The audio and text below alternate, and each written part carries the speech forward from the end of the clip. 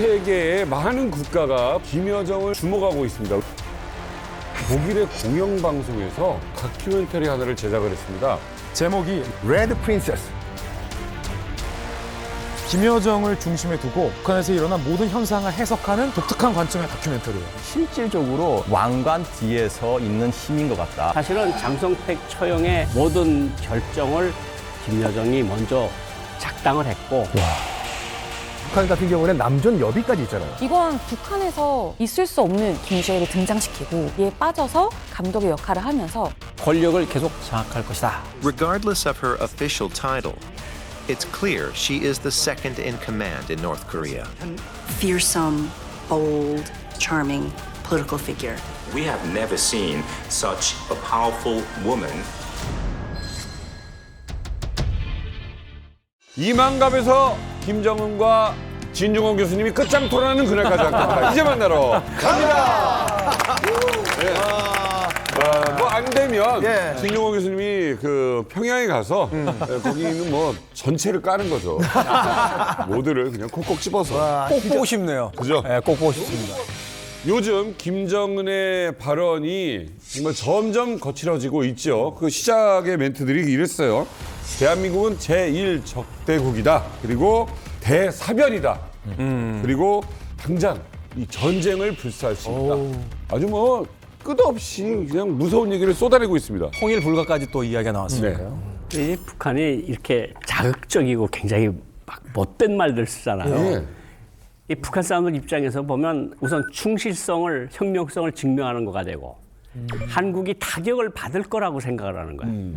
그런데 또 한국 입장에서는 계속 말 도수가 세지니까 자꾸 내성이 생겨서 웬만큼 세게 해가지고 또 그걸 또 제대로 받아먹질 않아요. 맞아요. 아, 그냥 저 사람도 그냥 의뢰하던 말폭탄이겠거니 이러는 경우가 많거든요. 그냥 욕쟁이 할머니가 그냥 아유 맛있게 처먹어 아무렇지도 않아요. 한국 사람들은 거의 내성이 생겨서 아 그냥 또 오늘 뭐라 그랬대 그럼 끝나는 거거든요. 자, 어찌됐건 뭐 형만한 아우 없다는 이야기가 있습니다만 이 김정은 위원장 오빠보다 더 막말을 쏟아내는 사람이 한 명 더 있습니다. 바로 김여정인데요. 천지 바보, 쓰레기. 예, 이거는 사실 이제 술 한잔 먹고 친구들 사이에서 잘 안 하는 이야기인데 이게 외교적 수사라는 것이 분명히 존재하는데 이런 것들을 완전히 무시한 채 저급한 막말을 좀 쏟아내고 있습니다. 한 나라의 지도자급, 더군다나 이제 그 정상에 있는 이 그 정치인들이 이런 이야기를 하는 경우가 있나요? 거의 없죠. 그 유일한 케이스가 두테르테 전 필리핀 대통령이랑 트럼프 전 미국 대통령인데 두테르테 전 필리핀 대통령은 유명하죠. 마약 사범을 길거리에서 발견하면 경찰 신고할 필요 없이 길거리에서 쏴 죽여라. 내가 책임지겠다. 또 코로나 그 이제 백신 이제 안 맞는다는 사람이 등장하니까 잘 때 몰래 맞춰라. 내가 책임지겠다. 라고 하고 진짜 잘 때 몰래 맞춰라. 잘 때 몰래 맞추라고. 때 몰래 맞춰. 야, 대박인데요. 트럼프 같은 경우에는 뭐 moron, stupid, 대충, 쓰레기, 인간 말종이란 말을 막 하는데 이거는 그 의도가 있어요. 갈라치기 하는 거예요. 어차피 너희는 설득해봤자 우리 편을 안 오니까 확실히 네 편 내 편 갈라서자 이거거든요. 근데 두테르테나 이제 트럼프 같은 경우는 어찌됐건 이제 자국에서 정치적 어떤 행위로서 하는 거지. 그게 이게 문제야. 외교적 수사로서 쓰는 경우는 아니었잖아요. 그게 문제예요. 정말 말씀하신 것처럼 국내에서 네 편 내 편을 딱 갈라치기 하려고 하는 건데 김여정이 이렇게 막말하는 것은 북한에서 내 편 네 편 있을 수가 없고 그냥 성격이 안 좋은 것이 아닌가. 아니 우크라이나랑 러시아랑 전쟁 중인데도 양국 정상이 이런 단어들을 쓰는 경우는 그렇게 많지 않았던 거로 제가 기억을 하는데. 아니 그리고 그거잖아요. 이렇게 아무리 그래도 서로 같이 만나서 악수도 했고 공연도 보고 밥도 같이 먹은 사이인데 그것도 한 번 본 것도 아니에요. 그렇죠. 몇 번 봤으면 이 정도까지는 안 하잖아요. 그렇죠. 그 정도까지. 우리 진 교수님도 한 몇 번 보고 나면 그렇게 심하게는 안 타요. 근데 이렇게 꿀밤 정도를 하시는 거지. 그죠? 근데 이거는 지나쳐. 맞대. 지나쳐. 자, 김여정. 왜 이렇게 막 아무 말이나 막 그냥 뱉어버리고 쏟아낼까? 저희가 이만갑입니다. 지난번에 저희가 역사상 최초였죠. 김정은과 김정일을 한 곳에 모아서 우리가 영혼으로까지 만나게 했어요. 그런 프로입니다. 그래서 단독으로 김여정을 우리 스튜디오 이만갑에서 만날 수 있는 자리를 마련했습니다. 짬여정.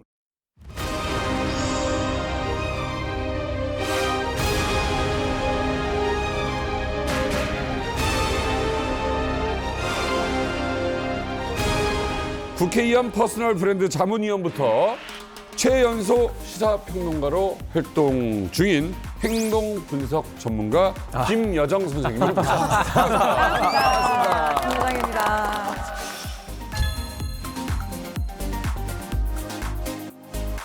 아 진짜 김여정. 네, 나만의 본명 김여정입니다. 김여정이야. 진짜 김여정. 아니 불편하죠?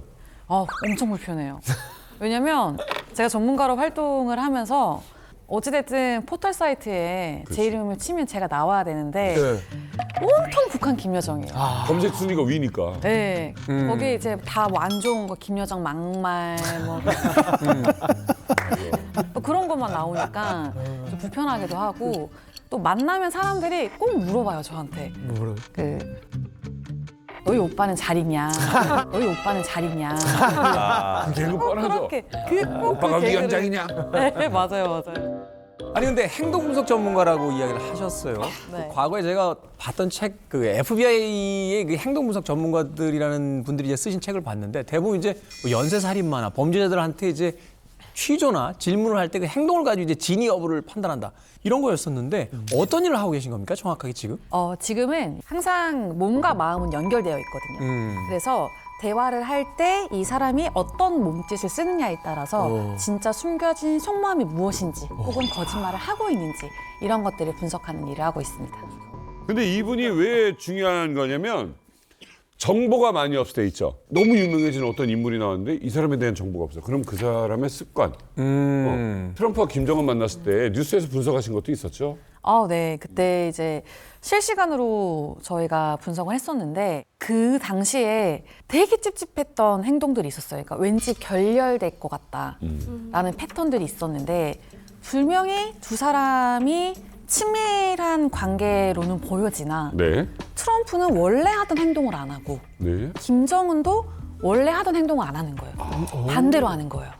반대로? 네, 그래서 예를 들면 뭐 이런 철탑 자세 같은 걸 트럼프는 많이 하는데 트럼프가 이런 자세를 하지 않고 되게 김정은 위원장의 말을 잘 들어주고 김정은 같은 경우에는 트럼프가 리드하고 김정은이 팔로우를 하는데 너무 자신감 있는 태도로 막 뒷짐도 지고 막 먼저 일로 가시죠 이렇게 막 리드도 하고 하는 거예요. 근데 이게 원래 정상적인 관계라면 이게 원래 패턴대로 가야 되는데 반대의 패턴으로 가다 보니까 이거 뭔가 느낌이 이상하다. 속에 다른 게 있다. 네, 다른 게 있다. 지금 이게 뭔가 잘못됐다라는 생각을 했었거든요. 네. 원래 행동대로 하지 않는 거는 속에 다른 카드가 있는 것이다. 그쵸. 이유가 있었구나. 우리 여정이 어디에 있네? 우리 여정이 어디에 있네? 아니 그 오라바지를 두고 어떻게 혼자서 이렇게 리만감이 나올 수 있네? 그리고 요즘 들어서 돌아가신 우리 아버지가 나오지 않나? 리만감에. 아니 우리 이렇게 내 자리를 노린 사람들이 많은 게야. 아무리 내가 예뻐하는 우리 여정이라도 내 자리를 노리면 오늘 가만두지 않겠어. 여정이 어디 있네? 여정이 어디 있네? 어디 있어? 여기 있습니다. 못 찾고 있어요, 오빠가. 저 앉아 계시잖아요. 네, 여정입니다. 내 동생 여정이가 아닌데. 나만 김여정입니다. 나만 김여정. 예. 처음 뵙겠습니다. 예. 처음 뵙겠습니다. 예의 바르네. 이럴 줄 알았습니까? 아니 어떻게 우리 여정이하고 이름을 똑같은 걸 쓰네? 우리 북조선에서는 상상도 할 수 없는 이야기입니다. 그래서 내가 착각한 거 아니가서 이름 당장 바꾸라고. 이런데요? 혹시 마음에 안 드시면 윤여정 선생님으로 바꿔드릴까요? 거기는 더 불편하다. 여기가 좀 더 낫구만. 자, 이만갑 스튜디오에는 지금 김정은과 김여정이 앉아 있습니다. 네, 그리고 또 한 분의 반가운 분을 모셨습니다. 우리에게 이제 고영한 박사님이 계시죠. 무려 김일성의 옆에서 통역을 하셨다라면 이분은 김여정을 두 눈으로 직접 보신 분입니다. 베트남 주재 북한 대사관에서 근무했던 한진명 씨 나오셨습니다. 아유, 반갑습니다. 안녕하세요. 오늘 뭐 김여정도 보시고 하니까 어떠세요? 김정은도 보시고. 북한에 계셨다면 김여정이라는 이름 자체가 없었을 거예요. 그런가요? 북한에서 김정은이가 처음에 집권을 하고 대학에도 지인들이 많았거든요. 김정훈이라는 이름까지 없었어요. 운하고 훈하고 비슷하잖아요. 발음 비슷해서. 발음이 비슷한 것까지 없었거든요. 여기서 대한민국에만 김여정이라는 이름이 있지 않겠나 이런 생각이 듭니다. 김여정까지는 쓰지 않을까요? 아닙니다. 다 없습니다. 그것도 비슷이 없을걸요, 그것도? 아니 그러면 뭐 백두혈통이다 하는 분들의 이름하고 똑같으면 아니, 비슷하거나 그러니까- 하면은 이름을 개명을 해요? 아, 그 분의 직이나 그 자세가 어느 정도 올라갔는가 그게 관련성이 많겠죠, 그게. 아마 웬만한 사람들이 김여정이라는 이름을 가졌던 사람들이 자기가 가서 개명하지 않을까. 그냥 자발적으로 가서. 두려우니까. 괜히 불편하거든. 그러니까 뭐 김여정 부부장 동지가 나와서 뭐라 그런다는데 진짜 그 안전부 가서 이름 좀 바꿔주십시오. 열을 요로 바꿔. 여종이든가. 아 여종은 더 이상한데 김여정. 자, 그런데요. 이렇게 등장한 김여정이 어느샌가 막말의 대가가 되어 있습니다. 이 예전보다 훨씬 높은 수위의 막말을 쏟아내는 가운데 2024년 새해 벽두부터 우리 대통령에게 신년 메시지를 보냈습니다. 북한 김여정 부부장이 오늘은 윤석열 대통령을 겨냥해 막말을 쏟아냈습니다. 북한 김여정 부부장이 오늘 대통령을 향해 말폭탄을 퍼부었는데요.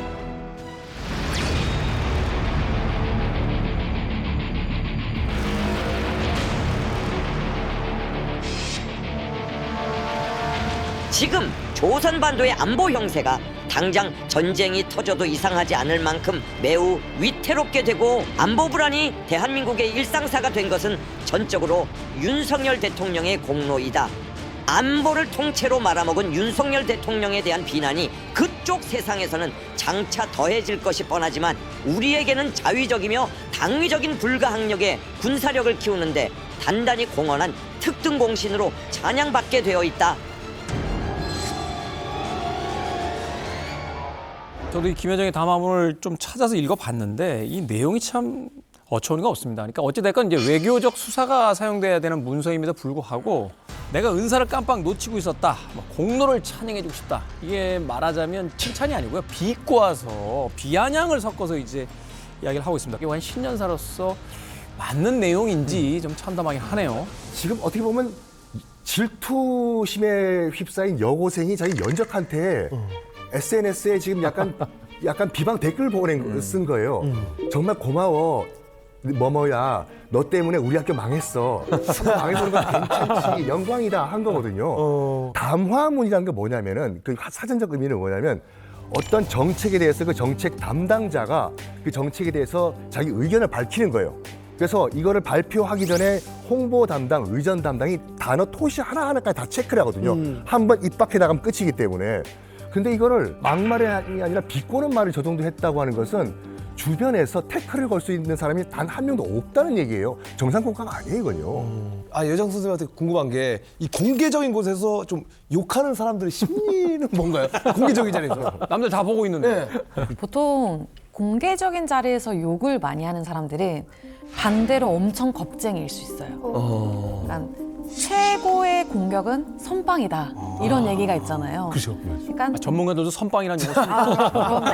네, 선빵이 최고의 공격이기 때문에 이제 옥수수 뭐 이런 거. 네, 옥수수처럼. 그래서 내가 먼저 화를 내고 막말을 하고 욕을 함으로써 나 센 사람이야.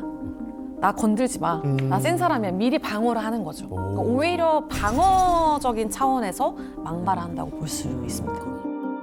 아니 또 그 김여정이 담화문을 좀 자주 이렇게 발표를 하잖아요. 네, 그렇죠. 예. 어떻게 보면 이 담화문을 누가 써주는 건지 아니면 본인이 직접 써가지고 이렇게 하는 건지도 정말 궁금해요. 그냥 직접 쓴다는 건 불가능하고 그 사람 할 일도 백두혈통으로서 할 일도 많은데 뭐 초콜릿도 먹어야 되고 뭐 초콜릿은 백두혈통만 먹습니다. 지금 그건 공격이에요, 아니면 비하인드? 아니 저게 김여정 피야. 근데 사실 그 북한 노동신문에 뭐가 나왔는가 하면 김여정 동지가 대남 대부문을 총괄한다 그랬어요. 네. 이렇게 나왔거든요. 그러면 외무상이 써서 올라간 거를 이전에는 김정은한테 직접 갔는데 이제 김여정이 걸친다는 거죠. 그래서 김여정이가 첨삭을 해요. 그래서 험한 말 같은 거는 사실 외무상 같은 수준에서 쓰기가 좀 힘들거든요. 그렇죠. 오빠 마음을 잘 모르잖아요. 근데 김여정은 아니까 야 이런 삶은 소대가리 같은 놈이 어쩌고 이런 거는 김여정이가 쓰는 말이고 그 말이 김정은의 재가를 받고 다시 내려와서 김여정의 이름으로 발표가 된다. 이렇게 보시면 돼요. 아, 그러구나. 아니 짭정은 씨, 할 말 있으면 본인이 직접 하시면 되는데 왜 그걸 동생을 시켜가지고 하시는 거예요? 그거 이제 뭐냐면 내래 사실 그 남조선 뉴스를 굉장히 열심히 보고 있지 않습니까? 근데 뉴스를 보니까는 그 어느 나라 대통령이든지 그 대변인이란 걸 다 있더란 말입니다. 그렇지, 예. 대변인. 그래서 아니 다 있는데 이 김정은이는 대변인이 없으면 안 되지 않습니까? 그래서 내가 뒤를 한번 싹 둘러봤더니 여정이만한 인물이 없던가. 그래서 내가 여정이를 대변인으로 임명을 한 겁니다. 아, 이것도 말이 된다. 그러니까 김정은은 장성택이나 누구나 이런 인물을 또 대변인으로 쓰면 이 사람이 또 주목받고 인민들이 또 그 사람을 또 좋아하게 되거나 존경할 수 있으니 그건 또 꼴보기 싫고. 난 정말 그 약간 유치한 게 뭐냐면 이 조폭들이 이래요. 조폭 두목은 막말 안 하거든요. 그렇지. 밑에는 넘버2가 해요. 보통 그 영화 같은 거 보시면 알겠지만 넘버2가 운전하고 가다가 넘버2가 창문 내린 다음에 야이 욕을 해요. 뒤에 타고 있던 보스가 야 말 좀 조심해 딱 친 다음에 대신 사과요. 아 이거 얘가 막말한 거 사과하겠습니다. 그러니까 자기가 하고 싶은 말을 넘버2가 대신해 주거든요. 딱 지금 조폭이라니까요 이게. 그러니까 문 올리고 아팠냐 미안하다 막 이렇게 하고. 조폭은 점잖은 척하고 이렇게 앉아 있다가 뭐 정상적인 사업가인 척, 그러니까 정상적인 지도자인 척을 하고 있는 거고. 그러니까 이제 보면 김정은이가 자기가 하고 싶은 말을 자기 여동생을 시켜서 하는 거예요. 자기 속마음을. 그러니까 남한과의 관계도 어쨌든 대외관계의 일종이라고 할 수 있죠. 특수관계라고 하지만 그러다가 혹시 남북관계가 좋아지면 너 이렇게 대통령 욕해놓고 삶은 소대가리니 바보천치라고 했다가 그건 동생이 한 겁니다. 내가 한 거 아니고 내가 욕 좀 했습니다. 그 사람. 그렇게 하지 말라고. 이런 여지도 좀 있는 것 같고. 예, 그러니까 약간 역할 분담적 역할도 있을 거예요. 배드캅.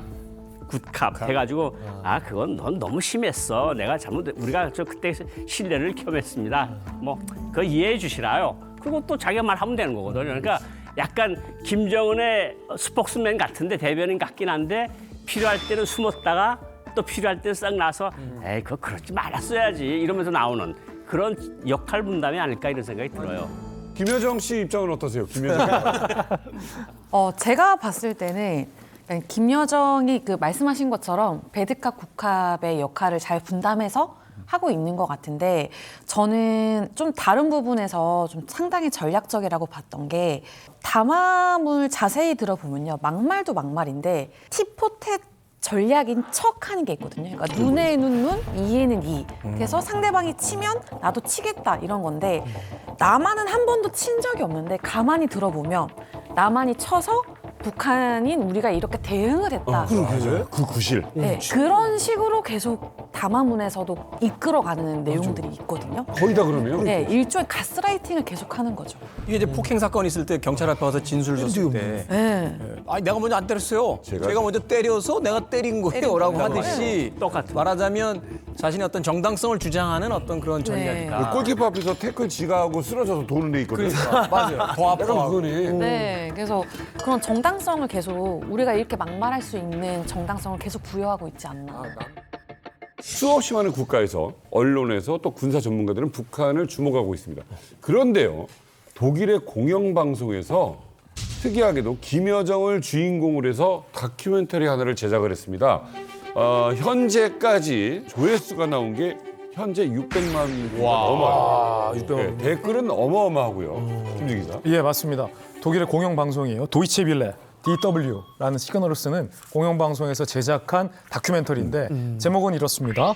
북한의 가장 강력한 여성이라는 제목에 김여정을 중심에 두고 다른 북한에서 일어난 모든 현상을 해석하는 독특한 관점의 다큐멘터리예요.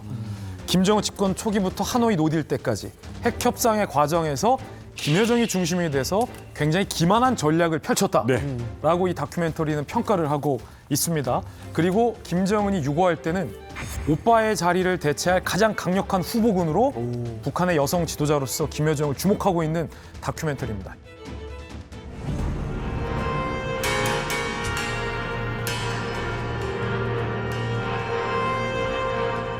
The North Koreans are trying to paint Kim Yo-jong as this fearsome, strong, bold, sometimes threatening, sometimes charming. Kim Yo-jong is the most powerful woman not only in contemporary North Korea but perhaps all of Korean history.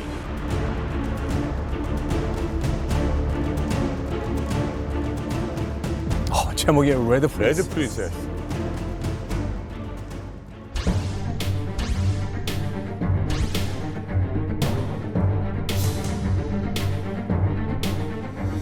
그리고 그리고 시가가 정가가 2,500만 원이. 조그만 게? 오. 네. 또 저희 이만갑의 방송분을 또 분석을 해서 떴습니다.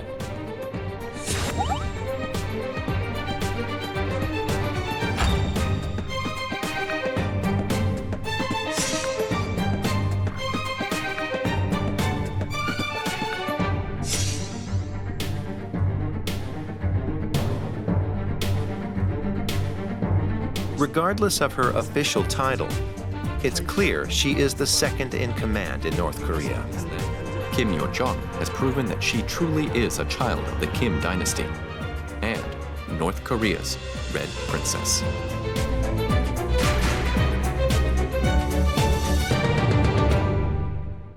조회수가 사실 600만이면 엄청 높은 거거든요. 이 정도로 진짜 김여정에 대한 관심이 좀 높은 것 같은데 아까 좀 화면에서 저 잠깐 봤듯이 이만갑이 저기서 그렇죠. 딱 나오는데 너무 뿌듯한 것 같아요. 뿌듯하죠. 상당히 뿌듯해요. 사실 저 이만갑은 전 세계 외신 매체에서 주목하는 방송이에요. 그래서 해외 외신 인터뷰를 뭐 우리 남희석 MC는 워낙 많이 해서 굉장히 글로벌한 MC로 이미 정평이 나 있고 북한 매체에서도 우리 이만갑 프로그램을 소개하면서 남희석 씨에게 굉장히 쌍욕을 한 바도 있었고 그리고 이 지금 조회수가 600만 임박이거든요. 근데 이 북한의 김여정을 분석하는 데 있어서 이만갑 프로그램에서 저희가 김여정을 분석한 게 상당수 많이 인용이 돼 있어요. 그중에서도 또 이만갑의 김진 기자의 코멘터리를 굉장히 길게 인용을 했더라고요. 그래서 기승전 김진. 역시 독일의 공영방송이 존 볼튼과 정세현 전 통일부 장관과 이만갑의 김진의 코멘트를 나란히 인용한 걸 보고 야, 굉장히 날카로움에 감명을 받았다. 이럴 거면 그냥 개인적으로 인터뷰 섭외를 왔으면 내가 응했을 텐데 내가 너무 바쁠까 봐 이만갑을 따랐었구나. 이런 생각도 좀 해보고 어쨌든 이만갑에 대해서 굉장히 외신도 주목하고 있는 건 분명하다. 다들 보더라고요. 그럼요. 그러니까 거기에다가 우리한테는 김여정이 익숙하지만 서방 세계의 사람들의 관점에서 봤을 때는 제목이 레드 프린세스잖아요. 북한에서 여성이 이렇게 주목받았던 전례가 없는 거예요. 그리고 누가 이런 흥미로운 분석을 저한테 해주더라고요. 우리는 아버지, 할아버지 북한부터 쭉 봤으니까 같은 북한인 것 같지만 서방 사람들 입장에서 김정은, 김여정의 북한은 그 이전까지 북한과는 좀 다른 북한 같다. 그중에서도 여성 김여정의 역할에 사람들은 더 관심을 갈 수밖에 없다. 아마 그런 관점에서 이 다큐멘터리로 접근했기 때문에 주목을 받는 게 아닌가 싶습니다. 저는 약간 이게 우리나라는 지역적으로 북한하고 가까이 있고 또 우리는 한민족이잖아요. 그리고 또 한미 군사훈련만 하면 북한에서 막 그 리춘희 아나운서가 서울을 불바다 만들어버리겠다 이러니까 사실 이게 사람들이 지금은 약간 관심이 제로지만 그래도 리춘희 아나운서가 그렇게 막 열정적으로 말하면 거기에 조금 긴장이 될 수는 있어요. 그렇다 보니까 우리는 북한이라는 것에 대해서 관심을 가질 수밖에 없는데 우리나라도 아니고 외국, 그것도 독일에서 김여정한테 이런 관심을 갖고 그녀의 힘과 그녀의 그런 권력에 대해서 이렇게 다큐멘터리까지 제작한다는 거는 정말 지금 떠오르는 힘이 김여정 쪽으로 많이 쏠리지 않았나라는 생각이 들어봤어요. 자, 어쨌든 이 다큐멘터리에 이 많은 조회수 밑에 6,000개의 댓글이 달렸는데 어떤 게 있나요? 저도 한번 살펴봤는데 놀랍게도 정치적인 멘트가 아니라 외모 평가 댓글이 많더라고요. 얼평이죠, 얼평. She's beautiful 이런 식으로. 거기도 댓글은 똑같구나. 그러니까요.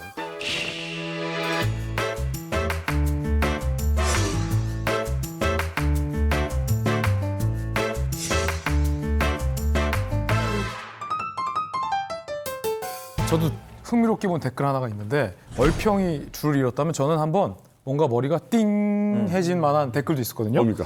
제가 주목한 부분은 이 부분인데 She's the brains behind everything that has happened since her brother took office. 그녀는 북한 내에서 가장 뛰어난 브레인이자 배후일 수 있다.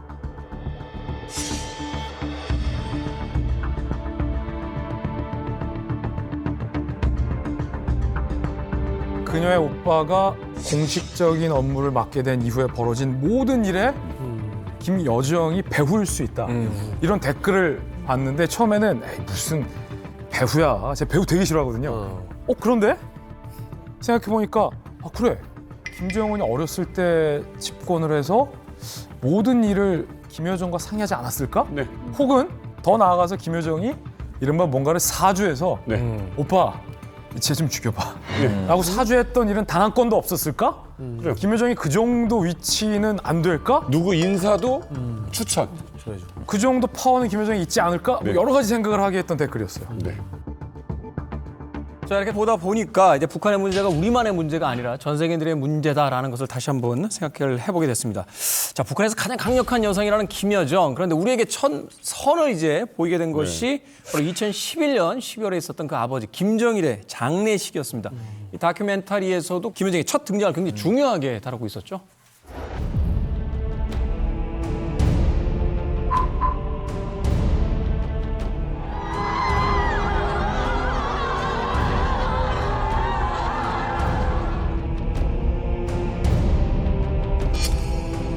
와, 진짜 어리다.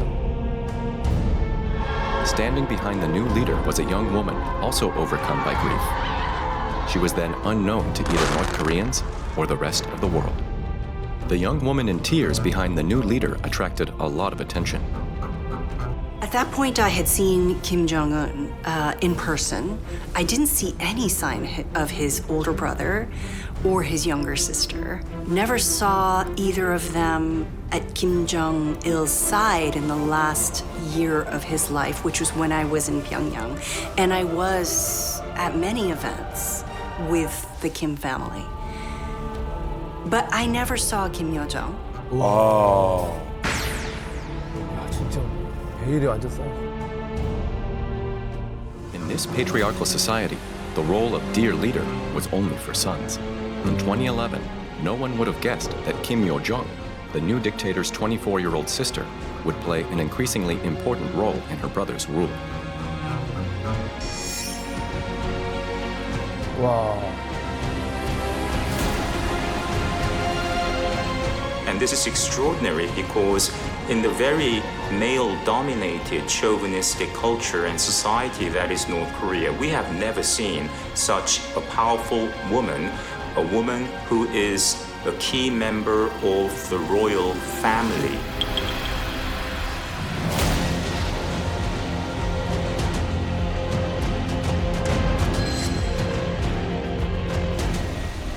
그 처음에 등장해서 저 누구야? 누구야 하다가 김여정이래. 동생이래. 이게 웬일이야? 아, 그때 이 주민들도 되게 놀랐을 거예요. 놀랐었죠. 왜냐하면 북한에서 그 최고 지도자의 패밀리라고 하면 철저하게 베일이 쌓여 있거든요. 사실 생각해보면 김정일이 뇌졸중으로 쓰러진 적이 있었잖아요. 쓰러졌다 일어나서 후계자로 지목을 했어요. 김정은을. 그때 북한 사람들도 김정일한테 김정은이란 아들이 있구나라는 것도 그때 처음 알았단 말이에요. 근데 지금도 마찬가지로 요즘 언론에 김주애가 자주 나와서 우리가 김주애가 딸이구나라는 걸 알지만 김주애 외에 어떤 자식이 더 있는지 모르잖아요. 그쵸. 다만 한 가지 의아했던 점은 김정일이 사망했을 때 김정은 옆에서 바로 뒤에서 울고 있는 저 여자라고 하면 분명히 가족 중에 한 사람일 텐데 저 나이 어린 여자는 누구일까라는 궁금증은 생겼었죠. 북한에서 후계자가 베일에 쌓여 있다는 건 사실입니다. 그렇지만 기존의 북한 노동당 안에서는 김정은이가 후계자라는 걸 알았어요. 어떻게 알았는가요? 김정은이가 처음으로 김정은이를 함흥화학비료공장과 남흥화학비료공장에 데리고 간 거예요. 현시 차례. 그 사진을 크게 찍어서 사이즈도 콘 TV 사이즈로 찍었거든요. 그걸 부부장들한테 10장씩 나눠줬어요. 거기서 제가 처음으로 김정은을 봤어요. 그래서 북한 노동당 내부에서는 주요 간부들은 김정은의 존재를 이미 다 알고 있었고요. 그리고 김여정이 자체는 몰랐어요. 여기나 북한에서도 교과지가 있거든요. 그때 당시만 해도 김여정에 대해서 집중을 안 한 건 후계자를 좀 더 부각시키기 위해서 북한에서는 여정이를 꽁꽁 숨겨놨던 것이라고 저는 생각합니다. 아까 저렇게 아까 눈물 못 참고 막 울 때는 정말 어린아이같이 이렇게 많이 울었잖아요. 근데 다음에 처음 언론에 딱 등장했을 때 그 누구도 2인자가 될 거라고는 예상을 못했을 것 같아요. 맞습니다. 전하는 바에 따르면은 김정일 위원장이 살아있을 때 그러니까 김여정을 불러가지고 이런 말을 한 적이 있다고 해요. 정말 안타깝다. 네가 남자였으면 내가 권력을 너한테 물려줄 건데 네가 여자인 것이 정말 안타깝다라는 말을 했다고 하는데 그게 사실이면은 얼마나 김여정 입장에서 봤을 때는 한이 되겠어요, 이게요. 내가 여자기 때문에 내가 지도자가 못 된다? 게다가 또 김여정 같은 경우는 서구 물까지 먹고 들어온 상태잖아요. 남녀 평등 사상. 내가 한번 그러면 진짜 내가 지도자가 못 된다고 하면 내가 막말이라도 내가 존재감을 내가 드러내야 되겠다. 라고 하면서 자기 존재감을 드러내려고 하는 그런 행동일 수도 있다 이거예요. 오죽했으면은 김여정의 전기를 쓴 이성윤 교수도 참 이거는 이런 정말 남존 여비의 북한 사회에서 저 정도의 여성 지도자가 뜨는 것이 이례적이다라고 언급을 했다고 하죠. 사실은 김정일뿐만 아니라 여동생 김경희 비서도 방사하지 말라고 만류를 했다는 거거든요. 그러니까 뭐 김정일 자체가 계속해서 뭐 암탉이 울면 나라가 망한다고 계속 간부들한테 주입을 했고 그 남전여비 사상이 굉장히 강하거든요. 그런데다 김경희 비서는 저도 뭐 경공업부에 있을 때나 아니면 그 전에 당 국제부에서 과장할 때도 봤는데 정말 옷도 수수하게 입고 어디선가 그냥 잠깐만 나타나는 거예요. 그러니까 그 김경희 비서가 결국은 김여정하고도 너도 당사업 같은 거 하지 말고 그냥 나처럼 오빠를 뒤에서 조용히 보자 해. 근데 그때 김여정이 마음이 얼마나 섭섭했겠어요. 저 고모가 나한테 왜 이래? 이제 아버지도 갔는데 왜 나를 자꾸 숨겨놓으려고 그러는가. 그런 마음이 굉장히 심했을 것 같고 결국은 뭐 장성택이가 후에 다 모든 것을 했다고 하지만 어쨌든 장성택이라는 사람이 힘을 가진 건 김경희 비서 때문에 힘을 가진 거죠. 그렇죠. 그런 마음들이 합쳐서 결국은 김경희 남편인 장성택의 어떤 미움 같은 것이 더 커졌을 거라고 생각을 하고 사실은 장성택 처형의 모든 결정을 김경희 비서 뒤에서 김정은과 김여정이 먼저 작당을 했다. 이런 말들이 나오는 거예요.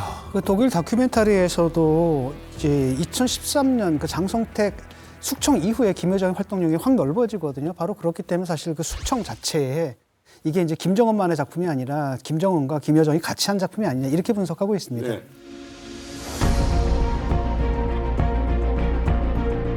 Jang Song-taek, Kim Jong-un's powerful uncle, had been a mentor to the young leader early in his reign. He was arrested on December 9, 2013, and executed 3 days later. He was accused of corruption and engaging in extramarital affairs.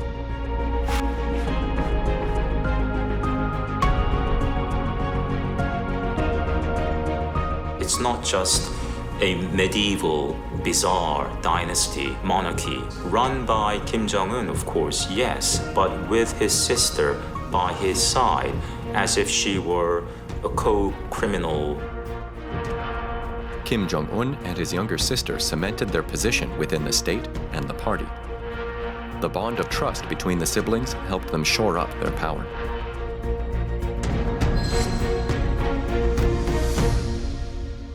이거 시선을 바꾸니까 이게 완벽하게 퍼즐이 맞아떨어지네. 육수네. 그러네. 김정은이 결심할 수 있는 거는 옆에서 동생이 살짝 오빠 생각이 맞아. 끓이는 거죠, 이렇게. 오빠 봐봐. 오빠 얘기하는데 호주머니 손 넣고 있더라. 오빠 얘기하는데 저쪽에 보고 있더라. 눈 감고 있더라. 내 여동생 때문에 나 무진장 싸고 다녔거든. 그런 말 좋아하겠어. 재선이 뭐? 그러면서 오빠 이긴다고 했다더라. 진짜요.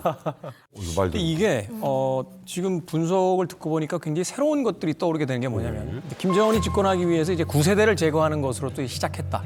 이렇게 봤을 때도 장성택의 숙청이 일리가 있습니다만 김여정 입장에서 본다라면 장성택에 의해서 자기 아버지의 그 동생인 김경희라는 여성 파워, 그 백돌탱의 여성도 결국은 제 힘을 발휘하지 못하고 은둔해야만 했잖아요. 그러니까 장성택이라는 인물은 결국 여성의 입장에서 본다라면 백돌탱의 여성이 전면에 나서는 것을 말하자면 막고 있는 상징적인 인물인데 이 인물이 제거됨으로써 김여정도 사실은 전면에 등장할 수 있는 나름의 어떤 동기와 명분을 얻게 되는 그런 상황이 되니까 두 그 남매의 어떤 니즈가 정확하게 맞아떨어진 것이 바로 장성택의 처형이다. 이렇게 볼 수도 있겠네요. 그러니까 결국은 처음에 시작 2012년도에 정권을 잡았을 때 김정은은 아는 게 얼마 없었거든요. 그러니까 2012년 한 봄, 여름에 가서는 이게 장씨 나라야, 김씨 나라야 하는 말이 북한 간부들 속에서 돌 정도로 이게 회자가 되니까 김여정으로서는 이게 가만 놔뒀다가는 우리가 위험해질 수 있다. 그러니까 오빠가 정통적으로 아버지 권한을 온전하게 가져가려면 저 사람 치야 돼. 오빠로서는 사실 자기하고 심중을 터놓고 이야기할 사람이 자기 가족밖에 더 있겠어요. 정철이나 여정이. 그러니까 그거 먼저 이야기를 했고 그다음에 거기서 1차적인 결심이 선 다음에 백두산에 자기 측근 8명을 데려가서 거기서 수기를 거쳐서 자 이제 치자. 결심을 섰다. 그게 백두산의 결심이거든요. 갔다 와서 며칠 있다 당중앙위원회 전원회의를 열고 거기서 이제 장성택이 끌고 나가잖아요. 끌고 나가면서 이제 목을 누르고 나가고 장성택이 살아있으면 간부들 사이에서 아니 그 김경희도 장성택이랑 결혼하고 나서 전면에서 물러서 있는데 김여정이 왜 이렇게 등장을 해? 이렇게 얘기할 수 있는데 봐. 그 김경희 누르려고 하다 장성택이도 제거됐잖아. 오히려. 라고 하면 김여정이가 활동을 하는 데 있어서의 어떤 그 반대 의견을 낼 수 없는 상황으로 이제 유리하게 판을 짜게 되는 거죠.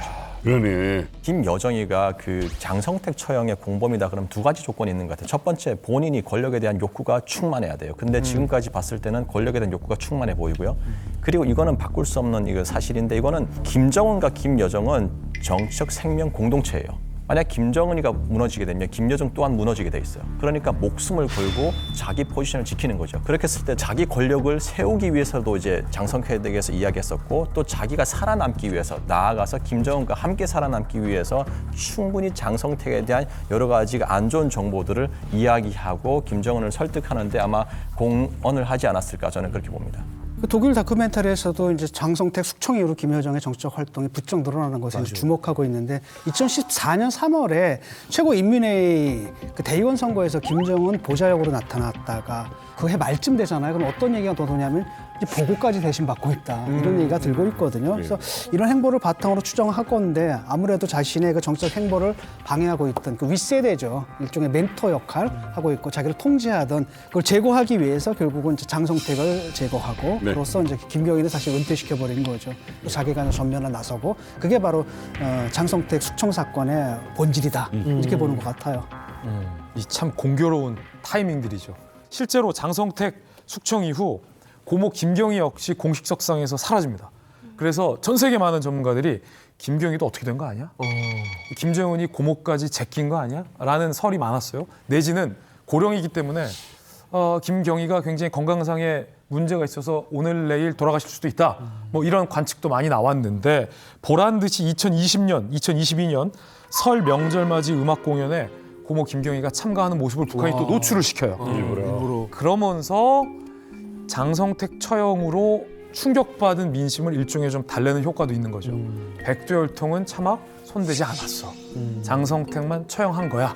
라는 모습을 또 김정은이 보여줬죠. 근데 공교롭게 장성택이 처형되고 김경희는 아예 역사의 뒷페이지로 사라지고 그 존재를 채운 사람은 김정은이 아니라 김여정이었다. 라는 건 굉장히 공교로운 현상이에요. 그렇죠. 어떤 범죄가 벌어지면 항상 그 역으로 추적하잖아요. 이 행위, 이 결과를 통해서 과연 누가 가장 큰 이득을 얻었느냐라고 본다라면 김여정이 사실은 김정은도 뭐 정권을 강화하는 또 정권을 그 독점하는 어떤 효과가 있었습니다만 김여정 입장에서는 거의 따블이거든요. 정권도 갖고 이제 말하자면 전면에 드러날 수 있는 어떤 계기가 되고 또 상징으로서 여성의 어떤 참여를 이제 공고하게 할 수 있는 그런 것들이 있기 때문에 결과론적으로는 수혜자는 김정은도 있지만 김여정이 더 클 수도 있다. 볼 수 있겠네요. 자, 지금 살펴보니까 김정은도 김정은이지만 김여정이 참 무서운 사람이다라는 생각이 들어요. 지금 사실 정치는 얼떨결에 어릴 때 시작했지만 지금 보니까 이 직함이요. 공식 직함이 선전선동부 부부장입니다. 예. 근데 사실 지금 하는 일을 살펴보면 선전선동부 부부장 이상의 일들을 하고 있는 거예요. 전성기 때 지금 거의 홍명보 선수예요. 리베로예요. 지금 역할이 없이 모든 역할을 다 지금 총괄하고 북한에서 노동당 부부장을 하게 되면 우리나라에서 차관 위치인 거예요. 그런데 우리가 주목할 것은 김여정이 북한 노동당 부부장이 아니라 백두혈통이라는 것에 더 집중을 해야 한다고 생각을 합니다. 그래서 제가 2012년 4월 달에 북한 노동당 선전선동부 대선조카 부부장과 한번 술을 먹는 자석이 있었어요. 그래서 그분이 굉장히 난감해했어요. 왜 그러나 김여정이 지금 이쪽으로 배치받아 오는데 부부장으로 같은 직책이지만 이 방을 비충히 하고 창문을 어느 쪽으로 내고 이태를 어떻게 꾸미고 하는 게 굉장히 난감한 거예요. 김여정에게 어떤 직함을 주면 김여정의 역할을 설명할 수 있을까요? 북한 내에 존재하는 어떤 직책 중에서도 지금 김여정의 존재를 담을 수 있는 직책은 단 하나도 없습니다. 아까 우리가 봤던 영상 중에 남북 그 정상회담을 할 때 우리나라에서는 대통령, 비서실장, 외교안보 실장이 갔어요. 그런데 김정은 옆에는 김여정이 앉아 있었어요. 부부장이 앉을 수 없는 자리예요. 대통령실의 청와대 비서실장은 chief staff예요. chief staff. 그러니까 대한민국에 있는 모든 공직사회의 관료를 총괄하는 가장 수석 스태프가 비서실장이라는 거죠. 비서실장과 김여정이 대등한 입장이다? 글쎄요. 우리나라 비서실장이 못하는 일은 김여정이 하죠. 그 얘가 평창 올림픽 때 개회식을 위해서 북한의 고위급 대표단을 누가 이끌고 내려오냐면 김여정이 우르르 이끌고 내려옵니다. 그때는 이미 이 치프 스태프, 청와대 비서실장보다 더 존재감이 크다는 거죠. 그 이상이라는 거죠. 근데 사실 그 장면은 이 독일 공영방송의 다큐멘터리에서도 굉장히 의미 있게 분석했는데 그 이유는 백도 열통이 김씨 일가가 대한민국 땅에 온 첫사례라는 거죠.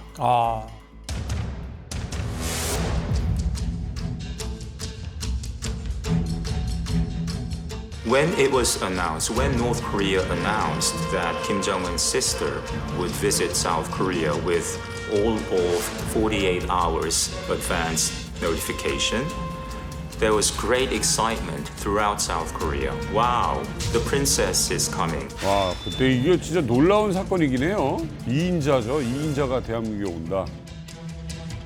At last, peace is near.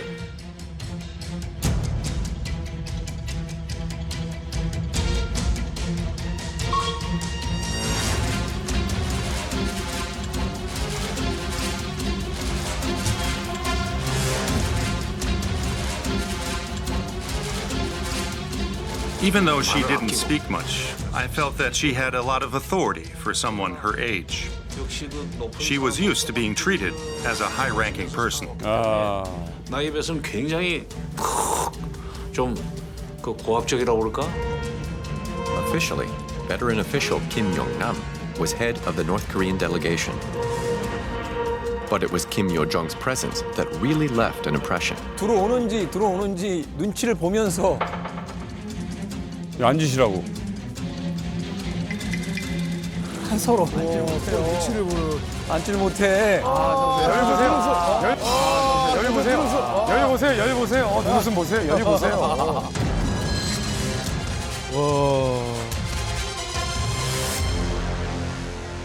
이야, 저 웃음 한 번만 해줄 수 있으세요? 저 웃음이요. 간단하죠.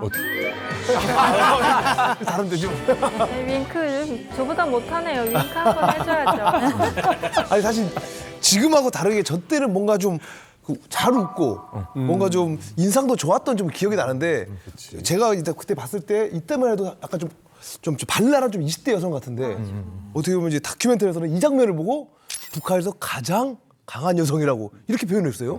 맞습니다. 그러니까 저걸 딱 봤을 때 이거는 뭐냐면 그러니까 왕족이다. 백두혈통이 그만큼 대단한 것이다라는 걸 보여주는 반증이거든요. 그러니까 우리도 그렇게 느끼잖아요. 전 세계인들이 여기에 대응해가지고 정말 김여정의 파워가 대단하구나라는 댓글을 남겼거든요.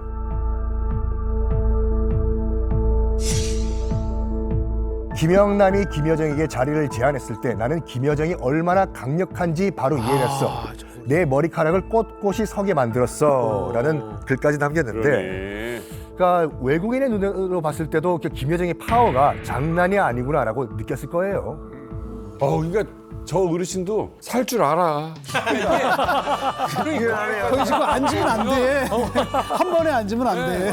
법석 앉으면 안 되죠. 눈치가 있고 남은 거 보면 눈치 있고. 한 번 권했을 때만 해도 사실은 그게 예의상이라고 볼 수 있는데 끝까지 안 안고 두 번, 세 번 권할 때 보면 이게 실질적인 권력이 이게 딱 이게 사실 김영남이라고 하면 엄청 고령이에요. 북한에서 세운 공도 엄청나고 근데 이런 사람이 그때 김여정한테 자리를 선뜻 양보했다라는 게 엄청난 이슈가 돼가지고 단독 그 뉴스가 나올 정도였잖아요. 근데 저희는 북한에서 살았던 사람들이잖아요.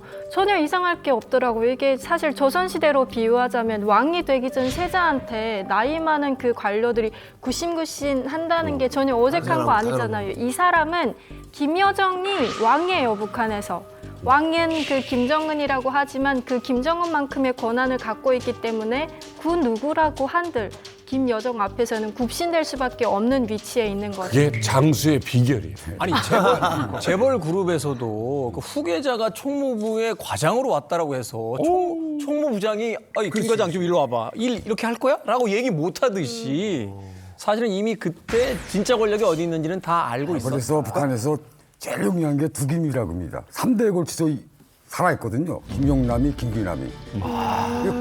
북한의 기득권 중에서 진짜 유명한 인물이에요. 김일성, 김정일, 김정은까지 이렇게 살아남았어요. 근데 실제로 평창 올림픽 때 이제 김여정의 모습을 보면 뭐 나긋나긋하게 웃는 모습도 있지만 그래도 가장 상징적인 모습은 고개를 들고 눈을 내리까는 이런 모습이거든요. 그러니까 절대 그러니까 주변을 고개를 돌려서 찾지 않아요. 몸을 돌려? 이게 이제 목을 이렇게 찾는 거는 비상구를 보통 찾는 행위이기 때문에 머리만 돌리면? 네, 되게 불안하거나 이제 내가 좀 무섭거나 이럴 때 나오는 행동인데 누구나 낯선 곳에 한국이라는 자체를 처음 온 거잖아요. 그렇죠. 근데 그럼에도 불구하고 김여정은 절대 고개를 돌리지 않습니다. 그냥 눈으로만 이렇게 굴려서 보고 대박이다. 실제로 이제 그 김여정과 김영남이 입장할 때 그 모습도 보면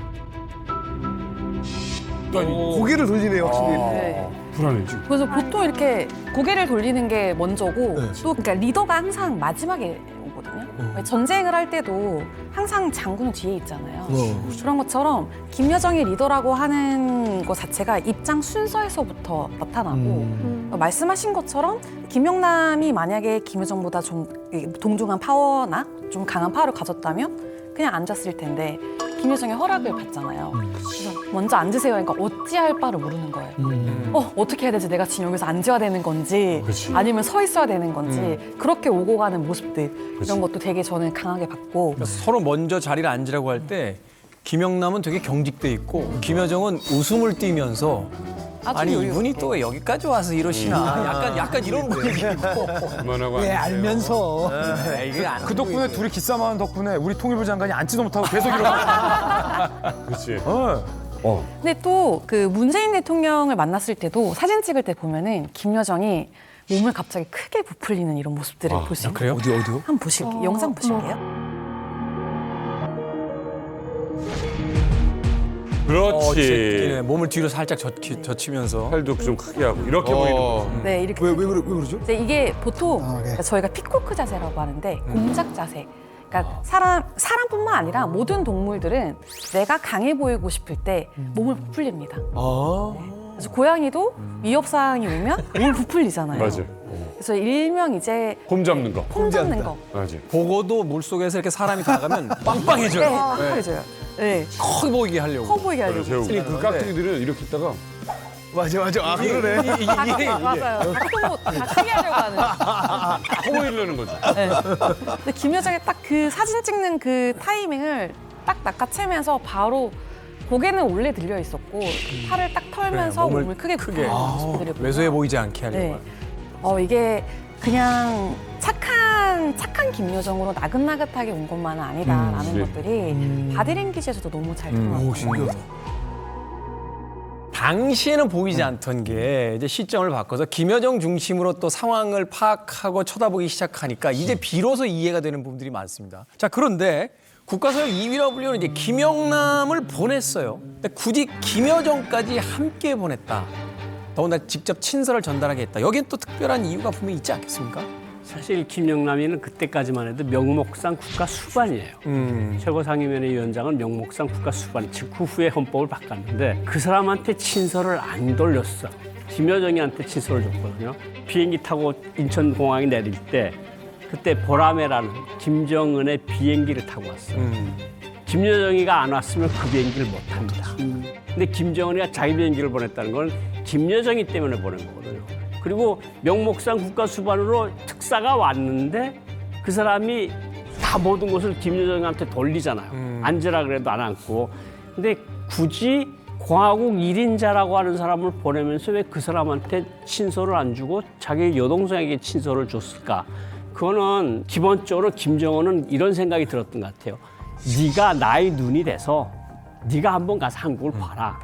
실제로 한국은 어느 정도 발전돼 있는 건지 실제 네 눈이 내 눈이 돼서 가서 보고 그대로 가서 나한테 이야기를 해오라. 근데 만약 김영남이만 보냈으면 아유 뭐 걔네들 뭐 그냥 뭐 발전한 척만 하는데 뭐 자동차 많고 매연 많고 부정적인 소리만 할 거란 말이죠. 근데 김여정이는 KTX 탔는데 KTX가 참 빠르고 뭐 그 200몇 킬로인데 뭐 2시간도 안 돼서 가더라. 그리고 자동차가 길바닥이 많고 이런 이야기는 다 했을 거 아니에요. 그렇죠. 그러니까 김정은으로서는 네가 내가 돼서 모든 것을 보고 본 그대로 오빠한테 와서 이야기를 하라. 이런 특명을 받은 거고 김영남이는 그냥 얼굴 마담으로 왔다가 제가 뭐 김영남이 외교부장 할 때 정말 수년 동안 같이 외국 대표단 다니고 그랬는데 저 사람은 자기가 제일 높은다고 할 때 그때 이렇게 특사로나 뭐 정부대표단 단장으로 가면 딱 폼 잡고 딱 가서 앉고 뭐 이래요. 근데 그 모습은 다 어디 가고 지금 20대한테 쩔쩔쩔쩔 내는 모습만 나오잖아요. 그거 보고 참 생소하다 그런 느낌을 제가 봤던 그래요. 김영남하고는 너무 달랐어. 그래서 놀랐어요. 저는 저분한테 많은 걸 배웠어요. 살아야 되는 거. 고 박사님이 눈치가 보통이 아닙니다. 왜? 예, 사실 제가 이제 그 우리 와이프인 설주에게도 사실 숨기는 비밀이 있지만 우리 여정이한테만큼은 비밀이 하나도 없습니다. 아니 아내한테 그 비밀을 있으면 안 되는 거 아니에요? 뭘 숨긴 거예요? 아 이제 총각이니까 잘 모를 텐데. 그러니까. 그래요? 우리 희석동무, 부인한테 뭐 비밀이 하나도 없지 않습니까? 정지 화면입니까? 비밀이 어디 있어요? 이분은 안 웃고 있는 것 같아요. 들리는 이야기로는 이름도 가짜란 이야기가. 자, 김여정이 이 직책을 뛰어넘는 권력자, 말하자면 직책과는 전혀 상관없는 실질적인 권력자라는 증거가 하나 더 있습니다. 바로 2022년 8월이었는데요. 전국 비상방역총화회의에서 있었던 김여정의 육성 연설이 이 북한 매체를 통해 공개가 됐었습니다. 비상방역총화회의가 진행됐습니다. 조선노동당 중앙위원회 부부장 김여정 동지가 토론했습니다.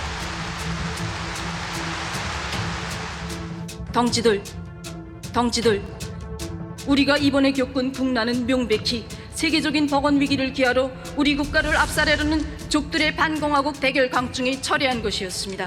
남조선 것들이 삐라와 화폐, 노절한 서책자, 물건짝들을 우리 지역에 들이미는 노름을 하고 있는 것은 매우 우려스러운 일입니다. 동족 대결의 환장이 된 저 남쪽의 혐오스러운 것들을 동족이라고 시대착오적인 생각을 가진다면 그보다 더 무서운 자멸 행위는 없습니다. 만약 적들이 우리 공화국에 비루스가 유입될 수 있는 위험한 짓거리를 계속 행하는 경우 우리는 비루스는 물론 남조선 당국 것들도 박멸해버리는 것으로 대답할 것입니다. 박멸은 대개 바퀴벌레들한테 쓰는 거예요. 그러니까요.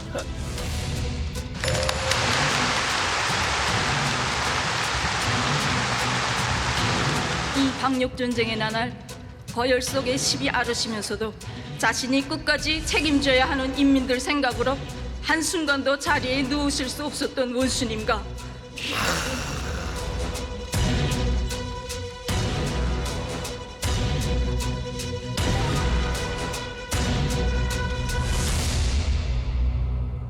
Her influence stems from her close relationship to her brother Kim Jong-un, but it's also thanks to the incredible skills she's demonstrated since entering public life.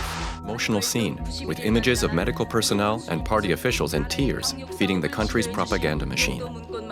It was also the moment when Kim Yo-jong affirmed her position as the regime's second in command. It's also allowed Kim Yo-jong to present herself as an indispensable figure for the country. It's conceivable that she could succeed her brother, especially given the persistent rumors about his significant health problems.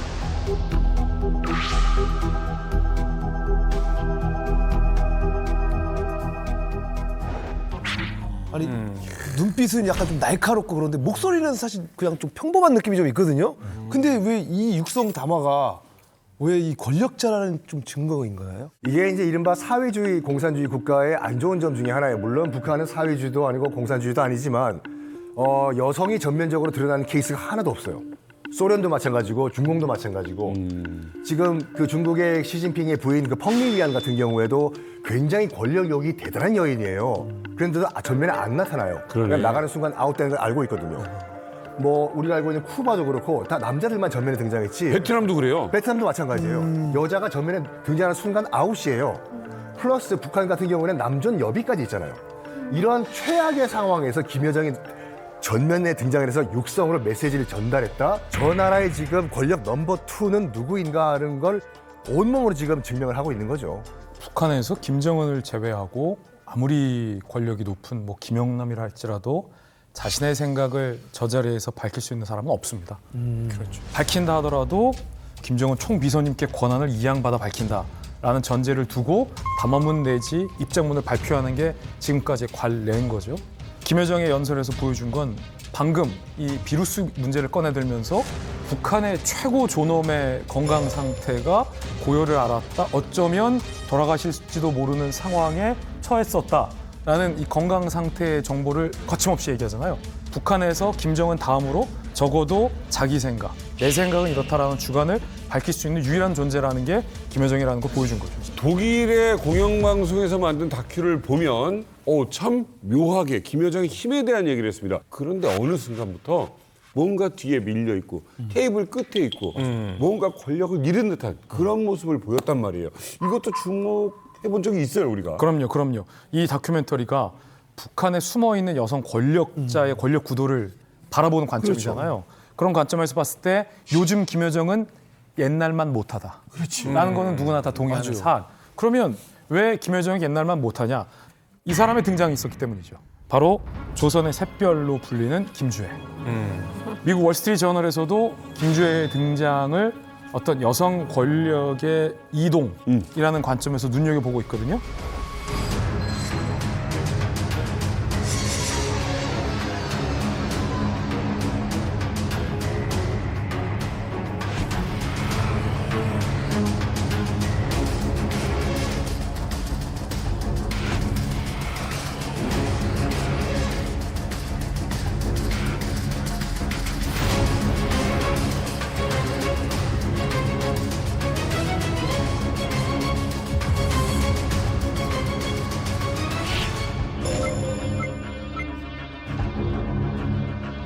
So Kim Jue first appeared at an ICBM launch in November.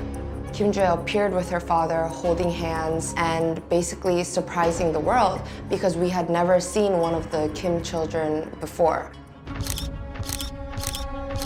Since then, she has appeared at multiple military events. So ever since Kim Jue appeared in public, there has been a lot of talk about succession plans in North Korea. So it's very significant to see how senior North Korean officials will shake her hand, bow to her, be very respectful towards her despite her being a 9 to 10-year-old child. 와, 군인이 허리 숙여서 인사하는 거. 대장이, 해군 대장이 참. Why she's in the public eye now and whether she could become the next leader. She is a symbol of the next generation that the regime has to protect with the weapons that they have.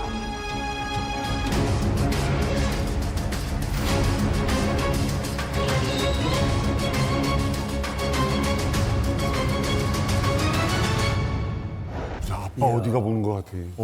진짜 북한판 아빠 어디 가죠? 그러니까. 우리 정보기관의 그 정보 판단이 처음엔 김주애 후가자가 아니다였어요. 어딘가 아들이 있다.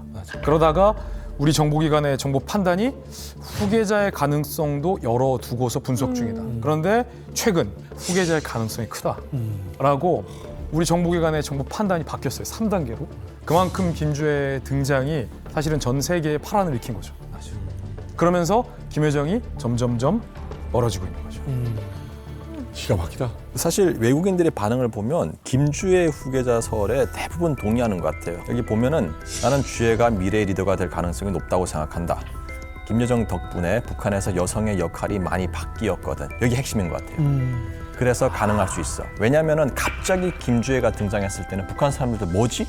근데 그 전에 김여정 그리고 현성월 그리고 심지어 이제 부인까지 등장하면서 정치 무대에서 여성들의 그런 지위가 올라간 상태에서 주애가 등장하는 것이 어쩌면은 롱런으로 봤을 때 주애를 위한 이제 밑작업, 미리 보여주는 그런 그림이 아닌가 저는 그렇게 보고요. 그러니까 마라톤에서 얘기하면 네네. 소위 이제 페이스메이커라고 하는데 그렇죠, 예. 뒤에 있는 진짜 선수가 완주를 할 수 있도록 그렇죠. 앞에서 먼저 끌고 나갔다. 그럼요. 페이스메이커들이죠. 그래서 북한에서 그 김주애에 대해서 이야기하는 걸 보면요. 첫 번째는 사랑하는 자제, 존귀한 자제. 심지어 이제는 샛별 여장군까지 이제 호칭을 줬거든요. 그 말은 뭐냐면 북한에서 그만큼 김주애가 후계자 될 가능성이 점점 올라가고 있다라고 이제 보시면 될 것 같습니다. 그러고 보니까 이 열병식 때 주애가 등장했을 때 김여정은 저 멀리 구석에서 있었던 사진이 있었잖아요.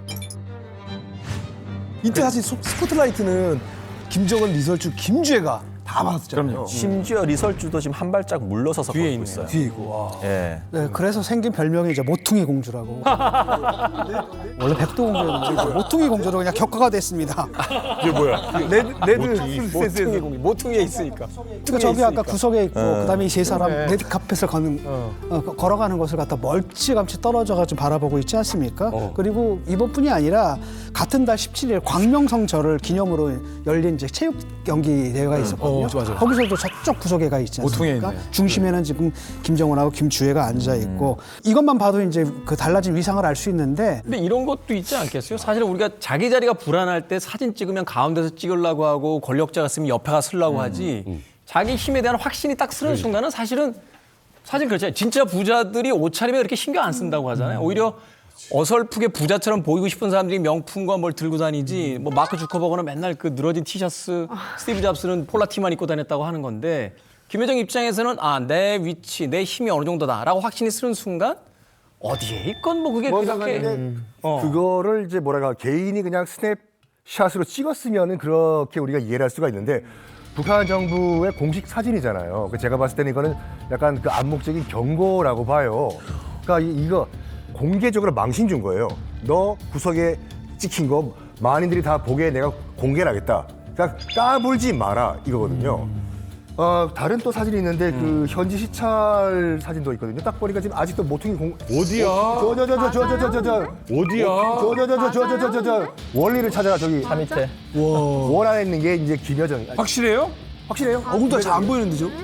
저걸 봤을 때도 마음만 먹으면 너를 프레임 밖으로 이제 아웃시킬 수도 있지만 일단 너를 프레임 안에 넣는데 구석에 모퉁이 공주로 내가 박아버리겠다. 그 말은 뭐냐면 까불지 마라는 공개 경고인 것 같아요, 저게요. 저는 그렇게 생각하지 않는데요. 일단 구석에 밀려난 사진들에서 내가 위축되어 있다라고 보일 만한 행동들이 없었고 저희 광명성절에는 지금 끝에 있지만 2개월 뒤 태양절에 축구 관람할 때는 또 앞에 나와 있습니다. 이게 내 맘인 거야. 네. 왔다 갔다 그냥. 그래서 저는 이걸 이렇게 빗대고 싶어요. 그러니까 킹콩이 어디서 자는지 아시나요? 킹콩이 어디서요? 콩 자나요? 집에 있나? 집 동굴. 산 꼭대기. 킹콩이? 자기 맘대로.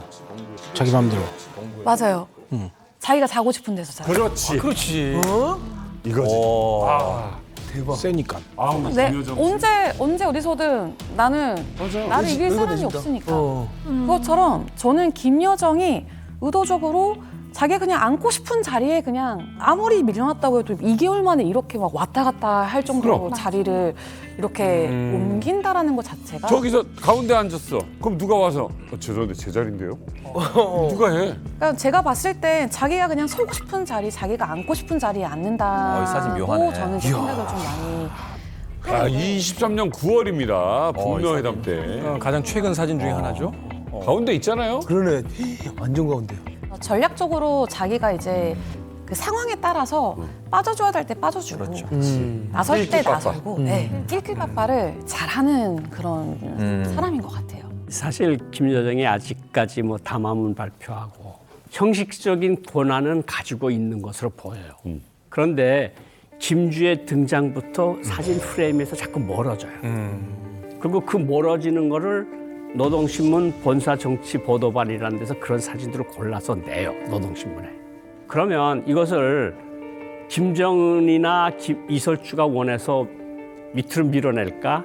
저는 그것보다는 아직까지는 김여정이 자기가 알아서 물러서는 거야. 그러니까 이 피는 사랑은 아래로 흐른다고 주애가 크는 속도만큼 멀어지는 거야. 그러니까 아버지가 딸이 조그마하고 이랬을 때는 나밖에 믿을 사람이 없었는데 이제 자기 가족도 그렇고 애도 크니까 아 이런 때는 내가 조금 빠지는 게 맞을 것 같다. 왜냐하면 장성택 처형도 보고 고모가 지금 은둔 상태에 처한 것도 다 보고 자기가 그런 일들을 만들었다고 이제까지 이야기를 한 거 아니에요 우리가. 그런데 자기가 계속해서 프레임의 중심에 서면 오빠가 아 얘가 딴 마음을 먹는 거 아닌가? 그럼 이설주도 이상하게 생각할 수도 있는 가능성이 있고 그러니까 자기가 지금 단계에서는 자기가 알아서 사진 프레임에서 빠지는 것으로 보여요. 그러니까 나는 오빠의 권위에 절대적으로 훼손이 안 가도록 내가 알아서 행동하겠다. 이런 메시지를 오빠한테 보여주는 것 같아요. 김여정은 독재자의 딸이잖아요. 그리고 독재자의 동생이고 그리고 동시에 백두혈통이고 그리고 동시에 수령의 정권과 4대 세습을 공고해야 되는 수령에 충직한 전사예요. 그 말은 뭐냐면은 김여정하고 이제 김정은이가 운명의 공동체이기 때문에 이 4대 세습이 펑크가 났을 때는 김여정 또한 힘들어요. 그렇기 때문에 김여정 같은 경우에는 이제 지금 북한이 시동을 건 4대 세습에 주애가 올라왔는데 또 다른 여성이 자꾸 화면에서 이제 왔다 갔다 한다 그러면은 시선이 분산되는 거예요. 온이 주애한테 지금 초점을 가야 될 시기에 자기가 거기에 무대에 선다? 오히려 무대에 서는 것보다는 무대 밖에서 김주애라든지 김정은 오빠라든지 이런 움직임 동선들을 잘 체크하고 스무스하게 계속 갈 수 있는 그런 거를 만드는 하나의 전략을 만들고 있지 않나 그렇게 저는 보고 사실 그리고 김여정이 힘이 빠졌냐? 저는 힘이 빠졌다고 안 봐요. 김여정의 위치만 바뀌었어요. 화면에서 위치만 바뀌었지 김여정이 갖고 있는 파워는 저는 그대로라고 봅니다. 김정은이 군수공장을 시찰한 뒤로 한 여성이 보이죠? 백팩 메고 마치 무슨 혼자만 배낭여행으로 북한 온 관광객처럼 딴짓을 하고 있어요. 이게 힘이야. 사실은 저게 가능한 인물이 북한에서 있겠느냐. 편안해 보여. 바로 또 김정은이 앞에서 지금 그 시찰을 하고 있는데 저 뒤에서 지금 시선이 딴 곳을 보고 있잖아요. 그러니까 지도자가 보고 있는 곳과 다른 곳을 볼 수 있는 그 존재라는 거. 저 사진의 선택은 저는 김여정이 최종 정결자, 네.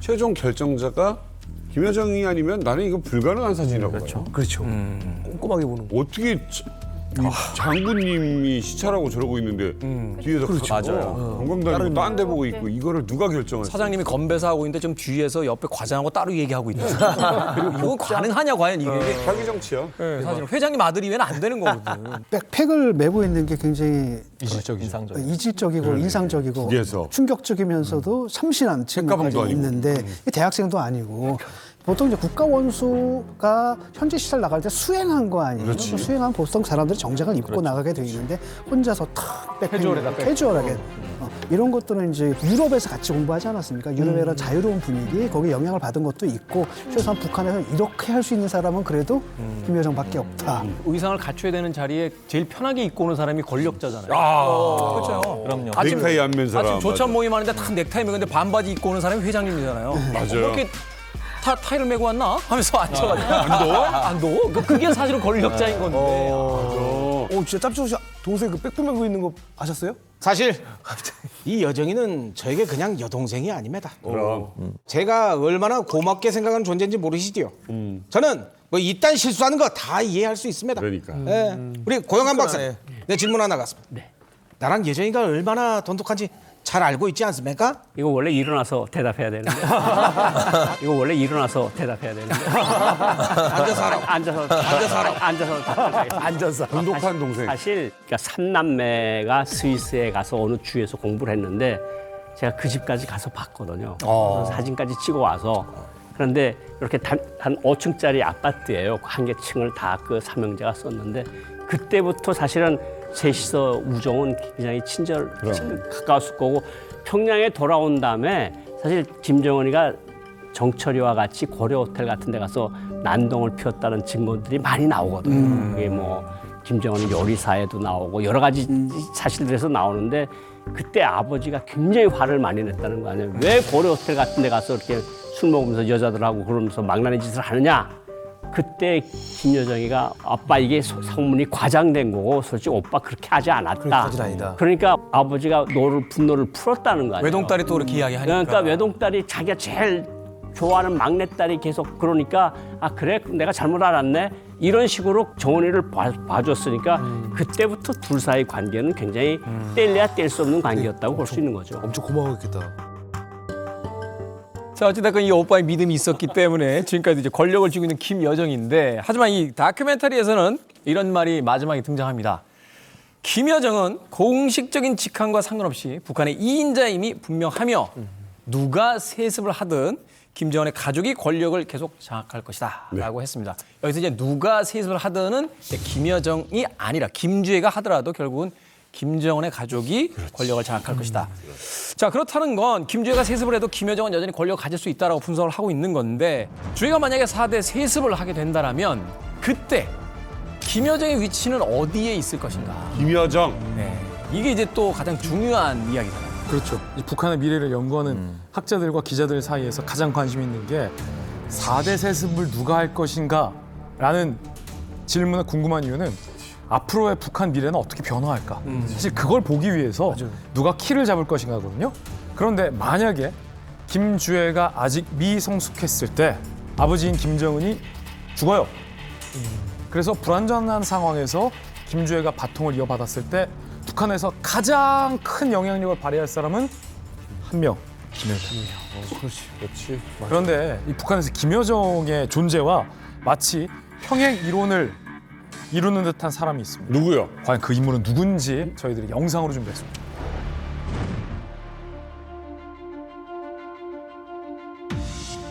오, 관을 직접 드네요. 직접 들었어요.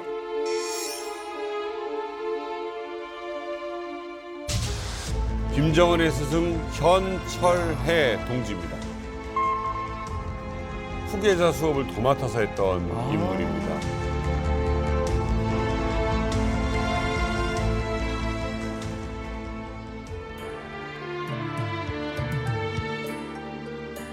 현철의 동지, 내가 왔습니다. 한번 눈을 떠보십시오. 그렇게 정을 나누다가 작별 인사 한마디 없이 이렇게 영영 떠나려고 합니까?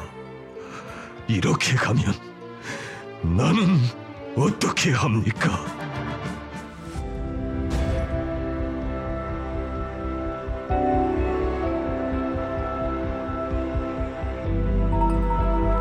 기록 영화를 제작을 했습니다. 예.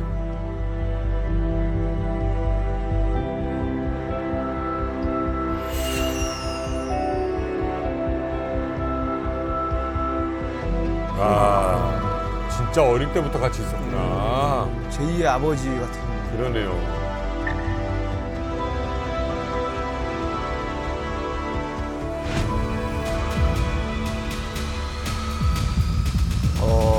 김여정으로. 마지막에. 오, 되게 소름 돋는다. 마지막에 평행 이론의 주애와 김여정. 와. 야, 아니 지금 보니까 김정은이 진짜 무릎도 꿇고 기록 영화까지 만들고 엄청 끈끈해 보이는데 어떻게 현철이하고 이렇게 돈독한 사이가 된 거예요? 사실 북한에 이런 말이 있습니다. 부모는 생물학적 생명을 준다 그러면은 스승은 사회적 생명을 준다 그러거든요. 그 말은 뭐냐면 현철애가 김일성 때부터 그 백두산 혈통 가문하고 아주 끈끈한 관계로 있었고, 왜냐하면 현철애가 군, 정치, 당의 요직들을 다 두루 이제 했었고요.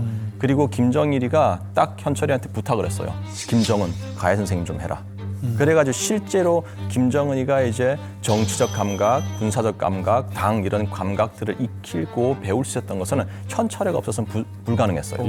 현철애가 이런 것들을 차곡차곡 이제 가르쳐줬고, 그래서 김정은이가 올라오게 된 거죠. 그러다 보니까 김여정의 역할이 그러면 나중에 뭐 김정은이가 죽었을 때 충분히 김여정이 이런 현철애와 같이 이런 것들을 할 수 있다라고 볼 수 있는 거죠. 네. 김주애가 지금 11살이니까 이제 후계자 수업을 본격화한다라고 했을 때 김여정에게 이제 현철애 같은 그런 역할을 이제 맡길 수 있다라고 지금 분석을 하고 있는 거네요. 그러니까 현철의 대장 죽은 사후에 차수가 됐는데 다큐멘터리가 나오기 전까지는 그 누구도 김정은의 정치적 스승이 현철애라는 걸 아는 사람 한 명도 없었어요. 그렇겠지. 한 명도 없었어요. 한 명도 없었는데 현철애라는 분은 인민군 총정치국에도 오래 있었고 국방위원회, 김정일과 같이 국방위원회들 같이 있었는데 당 사업과 군 사업을 주로 했으니까 그 사람이 그런 것들을 많이 가르쳐줬고 그러니까 할아버지 김일성과 찍은 사진은 한 장도 없어도 현철하고 찍은 사진은 너무나 많은 거예요. 신기하다. 그러니까 이게 아버지는 정말 육체적 생명을 줬고 지식과 노하우를 심어준 거는 현철이라고 보면 되는 거거든요. 만약 김정은이가 정말 무슨 문제가 생겨서 2, 3년 안에 갑자기 사망을 한다. 그때 김여정이가 지금 김주애에게 현철애가 했던 것처럼 교육을 할 것이냐. 이게 첫째고 아니면 수렴청정을 하는 것처럼 하면서 실제로 자기가 권력을 가져갈 것이냐. 이건 조금 더 두고 봐야 돼요. 북한 권력 투쟁상 2인자는 항상 죽었거든요. 만약 김주애가 클 때 2인자 역할을 너무 충실히 하거나 가운데서 끼고 그러면 후계자가 크면 클수록 그 사람은 아웃될 가능성이 높으니까 김주애를 어떻게 할 것이냐는 김여정이가 잘 그렇게 알아서 되면 판단을 해야죠. 평행이론은 장성택과 비슷해지는 거예요. 그렇죠. 지난번엔 고모부, 이번엔 고모. 저는 북한 통치에서 가장 중요한 것이 본보기를 보이고 선례를 남기는 거거든요. 김여정한테는 두 카드를 다 보여줬어요. 현철의 카드와 장성택의 카드. 장성택 2인자 죽었어요. 이렇게 행동했을 땐 죽는다. 근데 현철애처럼 했을 때는 수령이 은고를 메고 마지막까지 함께한다. 그걸 보여준 거죠. 그러면 우리 정보기관은 김주애와 김여정 중에서 북한에 있어서의 권력의 파워를 김정은 유고시에 어디로 더 보냐? 우리 권력기관은 김여정에게 봐요. 아직 미성숙한 김주애가 북한을 통치할 능력이 부족하다는 걸 알아요. 근데 김여정은 조직도 있고 능력도 있고 잘할 자신감도 있어요. 자신만만하다는 거죠. 리설주나 김주애조차도 혼자 북한을 통치한다라는 건 생각하지 못할 거예요. 우리 정보기관은 이러저러한 이유를 근거로 만약에 아직 주애가 어릴 때 김정은이 세상을 떠난다면 김여정이 단순히 현철애의 위상에서 그치는 게 아니라 김여정이 주도적으로 북한을 통치한다라는 것에 무게를 두고 있는 거죠. 시간이 말해준다고 봐요. 만약에 3년, 5년 짧은 기간에 김정은이가 사망을 한다면 김여정이 무슨 생각을 할지 몰라요. 근데 이게 10년, 15년, 20년 지나면 오히려 김주애가 자리를 잡는 거죠. 그러니까 모든 것은 시간이 말해줄 거다. 저는 그런 생각을 해요. 그 역사적으로 봤을 때 만약에 이제 김정은이 언제 죽냐 이게 굉장히 큰 관건이에요. 그렇지. 그러니까 이 후계자가 어린 상태에서 왕이 죽죠. 100% 모든 역사적 케이스가 삼촌이나 고모나 옆에서 다 치고 어린 조카를 죽여요. 그래서 자기가 왕이 돼. 대표적인 케이스가 수양대군이나 단종이잖아요. 그래서 김정은이 언제 죽냐 이게 가장 큰 키포인트일 것 같아요. 아니 근데요 듣다 보니까는 이번 주는 잠잠한가 했더니 또 나 죽는 이야기를 또 마무리를 아니 매주 살아있는 사람을 데려다 놓고 왜 뒷일을 걱정하고 있습니까? 멀쩡합니다. 네. 걱정하지 마시라고. 아니 걱정하는 게 아니라 고대하고 있는 거예요. 그러네. 네. 좋습니다. 자, 어쨌든 지금 뭐 독일의 공영방송에서 만든 이 다큐 프로그램 하나 가지고 우리가 이야기를 나눠봤는데 김여정이라는 인물을 주인공으로 두다 보니까 여러 가지 각도가 좀 바뀌게 된 상황을 지금 본 것 같습니다. 저는 김여정이가 감독의 역할을 한다 그러면 주연은 스타거든요. 스타가 죽으면 감독도 필요 없어요. 그렇기 때문에 스타하고 감독을 같이 묶어놓은 상태고요. 그리고 만약 김정은이가 빨리 죽는다 그러면 당연히 통치는 뒤에서 김여정이 할 거고 김주애는 항상 얼굴인 거예요. 김주애와 김여정은 운명 공동체고 김주애가 없는 김여정은 상상하기 어렵다라고 생각합니다. Regardless of who succeeds the present leader, the Kim family looks set to keep its grip on power. A decade has passed since the public first glimpsed Kim Jong-il's timid daughter. Since then, Kim Yo-jong has proven that she truly is a child of the Kim dynasty and North Korea's Red Princess.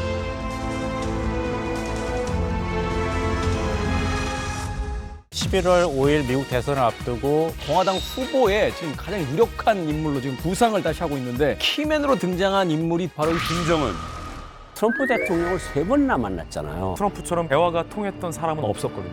And we go back and forth, and then we fell in love. Kim Jong-un, very smart, very tough. 김정은이 체급이 굉장히 늘어났잖아요. 푸친도 가서 기다리지 않고 그냥 만나주고 뭐 이 정도로 이제는 뭐 핵무기도 고도화되고 각종 무기가 개발되니까 다시 트럼프와 김정은이 만약에 만나게 된다면 하노이, 싱가포르, 모스크바. 평양 순환공항이에요. 에어포스 원이 쫙 내리는 거지. 감동을 줄 수 있는 장소여야 된다. 서울. 두 스트롱맨 김정은과 트럼프 다시 만나게 된다면 어떤 일이 벌어질까요? 채널 A